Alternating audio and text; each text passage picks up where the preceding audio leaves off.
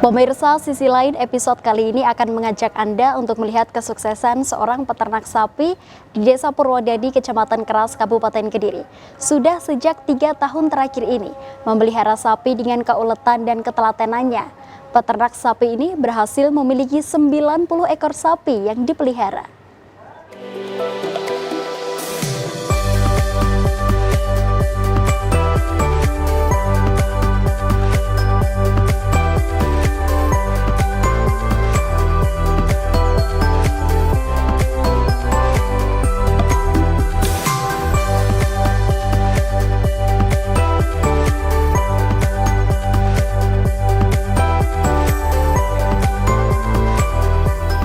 Sunarto.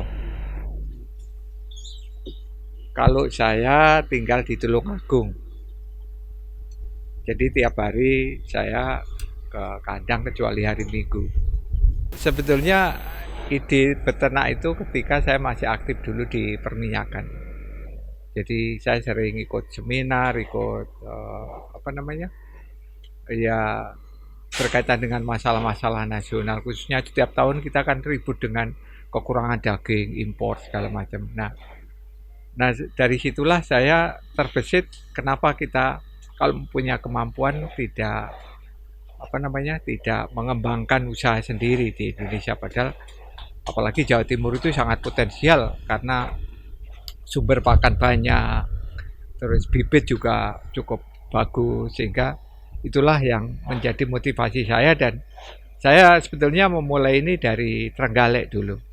Terus karena di Trenggalek tidak kondusif, akhirnya alhamdulillah saya dapat tempat di sini tahun 2016 akhir ya, dan tahun 2017 awal itu kita mulai dari satu kandang dulu, terus 6 bulan kemudian kita bangun yang kedua ini, dan sampai sekarang alhamdulillah masih berjalan, mudah-mudahan terus berjalan.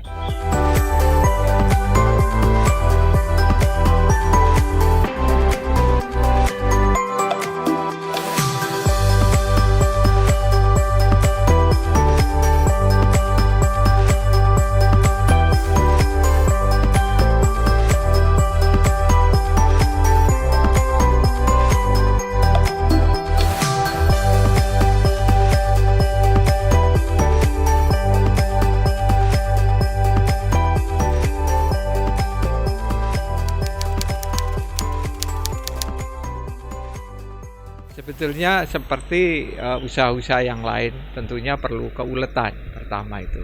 Tetapi kalau di ternak itu yang paling utama dan pertama itu harus bibit.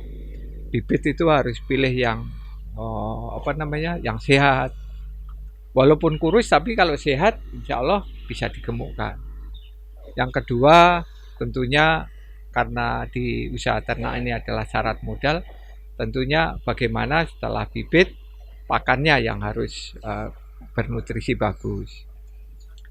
Kita seperti teman-teman peternak lain, kita mempunyai acuan berapa ADG yang kita targetkan, gitu kan.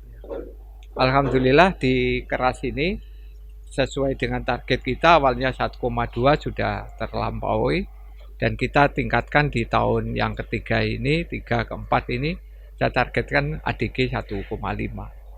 Dan ini perlu kerja keras dan perlu perjuangan yang ekstra, artinya nutrisi pakan perlu kita maintain yang bagus, keberadaannya juga harus kita sediakan supaya berkesinambungan, dan tentunya kembali lagi tadi bibitnya harus betul-betul milih bibit yang bisa digemukkan, jadi tidak asal bibit gitu.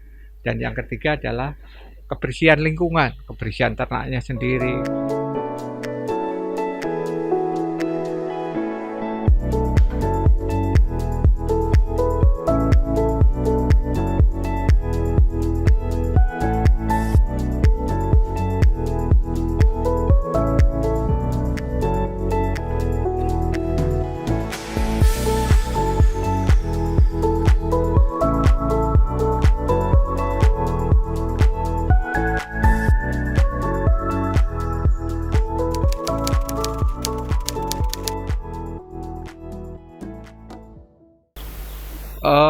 Kalau usaha ternak khususnya, dan penggemukan pada umumnya. Ini komitmen kita terhadap ketersediaan bibit, ketersediaan bahan baku, dan tentunya kita memilih sumber pakan yang di sekitar sini yang mungkin bisa lebih murah dari tempat lain. Itu yang kita optimalkan, Pak. Karena kalau kita tidak mengoptimalkan lingkungan, memanfaatkan sumber pakan lingkungan, kita mengambil dari luar, ya kita tidak berkontribusi banyak terhadap lingkungan kita. Itu juga menjadi komitmen kita terhadap lingkungan, kontribusi kita terhadap masyarakat sekitar. Artinya kita bikin usaha kalau bisa ya memberi manfaat plus terhadap lingkungan kita. Tanpa itu kita tidak mempunyai nilai apa-apa gitu. Makanya banyak hal yang bisa dilakukan antara kita dengan lingkungan, misalkan dari rumputnya, terus dari membantu hal-hal yang berkaitan dengan kebutuhan di sini, itu sangat sangat membantu sekali untuk kelancaran dan kesuksesan. Artinya tanpa kerjasama dengan siapapun termasuk lingkungan, usaha ini ya tidak akan berhasil gitu. Ya, alhamdulillah dengan adanya peternakan yang dikelola oleh Pak Sunarto di Desa Purwodadi ini, alhamdulillah banyak sekali manfaatnya. Yang terutama ini masalah tenaga kerja, Mas. Perekrutan tenaga kerja ini alhamdulillah dari warga Desa Purwodadi banyak yang direkrut untuk dipekerjakan di peternakan ini.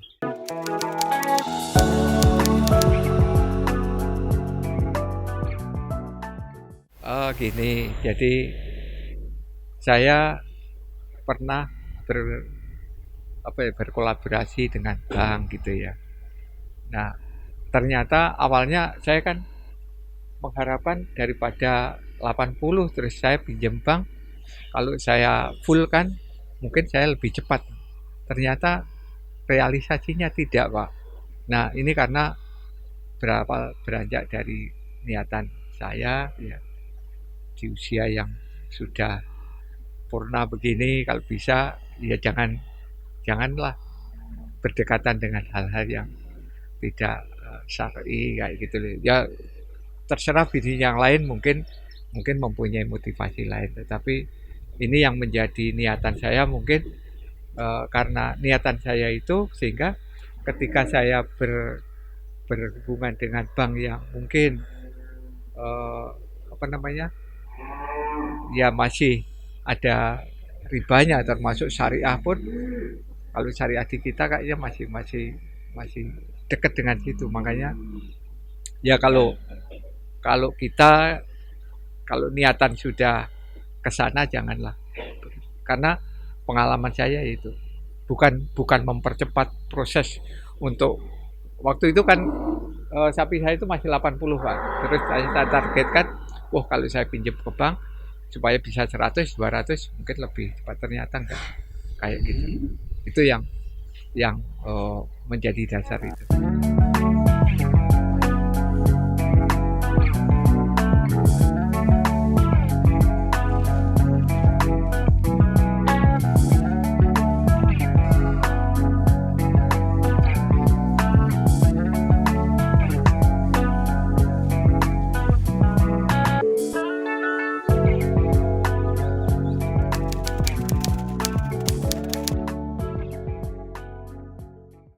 Di dunia sapi ya, ini dunia bisnis yang tidak mengikuti aturan perbankan kan. Misalkan gini, ketika kita transaksi dengan pembeli 100 juta, 200 juta itu tanpa ada kwitansi atau ada tanda bukti, itu hanya kepercayaan. Makanya perlu komitmen dengan teman-teman yang memang, oh ya saya ngambil sekian hari kita bayar, atau sekian hari nanti kita cicil sekian. Itu yang perlu supaya kita juga ke depan punya target. Wah, sekian hari saya mesti keluar untuk keuangan kita, untuk membeli bibitnya, untuk pakannya. Tanpa itu bisnis kita akan rusak, dan komitmen kita dengan orang lain pun akan hancur. Makanya satu-satunya pengalaman saya, komitmen di dalam bisnis apapun termasuk ternak ini, seperti yang saya sampaikan tadi, khususnya di ternak ini, transaksi yang tidak mengikuti aturan keuangan, artinya transaksi ratusan juta tidak pernah kita, oh saya ambil sapi sekian dengan, makanya kalau tanpa komitmen itulah yang menjadi kehancuran peternak. Makanya sekali lagi dunia peternakan itu ya dunia yang cukup riskan, tapi juga cukup membuat tantangan buat kita, melatih kita juga berlaku jujur terhadap diri kita, jujur terhadap orang. Karena itulah yang akan kita pertanggungjawabkan nanti di hadapan kita setelah kita dipanggil oleh. Kesulitan itu tentunya ada, tetapi kalau bibit, khususnya bibit itu nggak terlalu sulit, karena banyak, khususnya di Jawa Timur, Kediri ini banyak peternak yang mempunyai 3, 2 dan sebagainya itu. Nah, kesulitan kita memang sampai saat ini masih masalah penjualan. Penjualan sebetulnya banyak pembeli, pejagal atau lantik, tetapi yang komitmen itu yang menjadi pilihan kita yang sulit.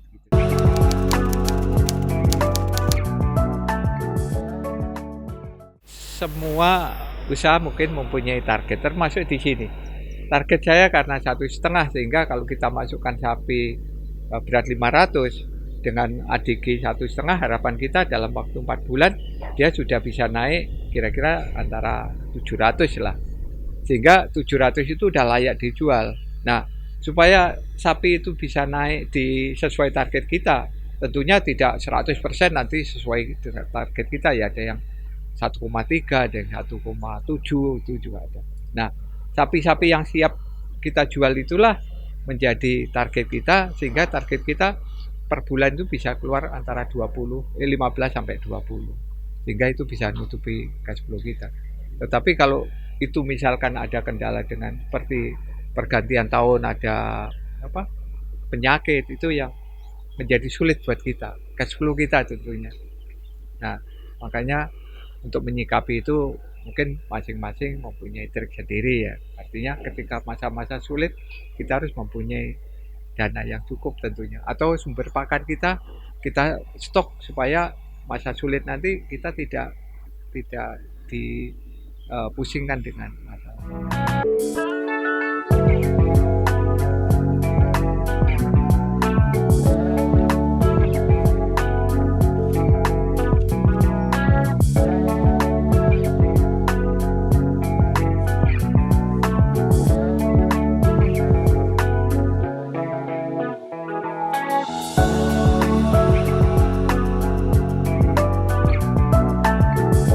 Peternak kecil ini di Desa Purwodadi kan juga banyak yang punya 2 ekor, 3 ekor. Nah, ini bisa mengadopsi ilmu ternak di Pak Sunarto ini. Dengan demikian mudah-mudahan dengan adanya peternakan ini dan masyarakat Desa Purwodadi bisa menimba ilmu dari Pak Sunarto ini, ternak-ternak yang ada di Desa Purwodadi bisa meningkat dan bisa berhasil sesuai dengan harapan gitu.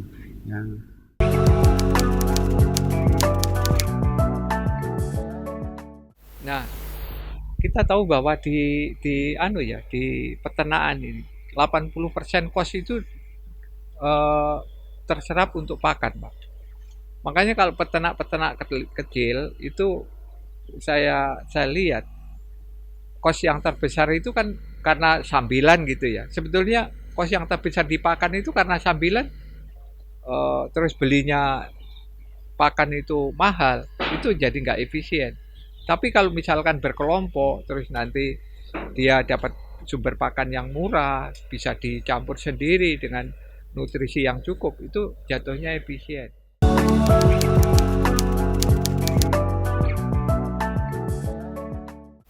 Sebetulnya peternakan khususnya di Jawa Timur ini sangat besar ya, apalagi ditunjang oleh kebijakan gubernur dulu tidak boleh masukkan dari luar daerah, itu sangat membantu peternak. Dan kalau secara nasional dibilang kita harus import itu sebetulnya kalau dioptimalkan masyarakat ini untuk bergairah beternak, terus dibantu dengan seperti kayak kebijakan Gubernur Jawa Timur ini sangat membantu. Artinya kita tidak perlu devisa kita keluar karena kita harus impor daging kayak gitu.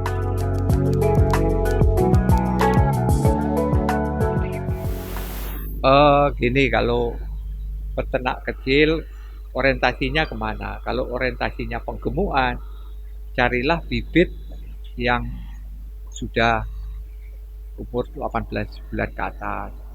Kondisinya groboh, artinya kondisinya udah besar. Dan sapinya kurus, tetapi sehat. Tapi kita harus mendeteksi kurusnya ini kurus karena kurang makan atau kurusnya karena sakit.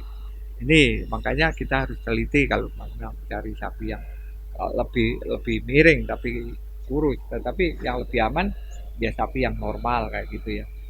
Nah, kemudian sumber pakan yang harus diberikan, karena sapi atau makhluk hidup itu bisa gemuk karena makannya. Harus bagaimana kita menciptakan supaya ternak kita itu makannya lahap. Nah, biasanya kalau ternak-ternak atau sapi ini pindah tempat, itu masih ada masa tinggangnya, orientasinya paling tidak 2-3 hari itu. Nah, setelah 3 hari harus kita evaluasi, gimana setelah di kandang kita, makannya gimana, dia stres atau tidak. Memang kelemahannya kalau di pasar tidak semua ini ya. Kalau beli di pasar kita tidak tahu dari mana, induknya gimana. Itu kebanyakan begitu masuk kandang gini stres. Bisa, saya pengalaman itu bisa sampai 1 bulan baru mau makan sintrak. Itu yang membuat usaha itu tidak produktif. Tapi kalau di lingkungan kita ada yang peternak menjual bibitnya, itu lebih efisien, lebih produktif kalau kita ngambil dari sekitar kita yang. Itulah tadi profil seorang peternak sapi sukses di Desa Purwodadi Keras, Kediri. Semoga bisa menginspirasi para peternak kecil lainnya untuk mengembangkan bisnis peternakan, khususnya sapi yang lebih besar lagi.